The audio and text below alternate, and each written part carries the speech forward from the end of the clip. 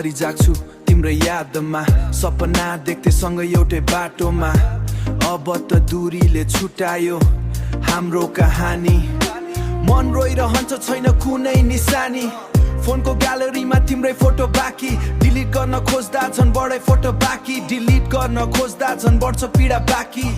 मादलको बिटमा लेख्दैछु यो पेन तिमी बिना लाइफदैछु यो पेन तिमी बिना लाइफ फिल्स एम्प्टी अगेन किन